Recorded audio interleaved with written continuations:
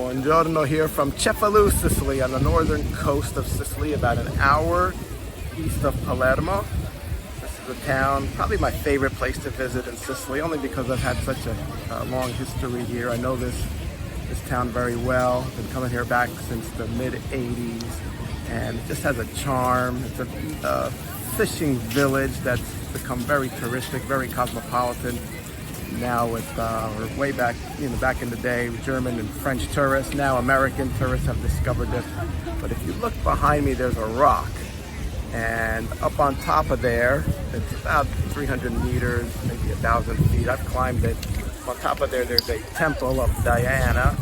And I think it dates back to about 500 years before Christ. And they've even found artifacts up there that go back maybe like 3,000 or 4,000 or 5,000 years before Christ. And I'm gonna pan around here. What I love about this town here is you can see behind me there's a beach, and it's pretty popular, pretty packed right now. It's a gorgeous October day. Might be getting some sun in your eyes there, but you can tell there's a Club Med back there.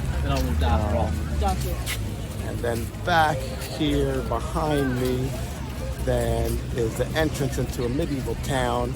There's some cobblestone streets back there, and it goes to a famous cathedral built in the I think it was finished in the 1200s. It might have been started in the 1100s.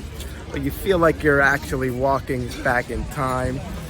There's no cars back there. They weren't made for cars. It was just made for mules and horses or what have you. But just such a beautiful place here, and it's such a beautiful day here in October visiting Cefalu, Sicily. Hope everyone's having a great day. Ciao, ciao.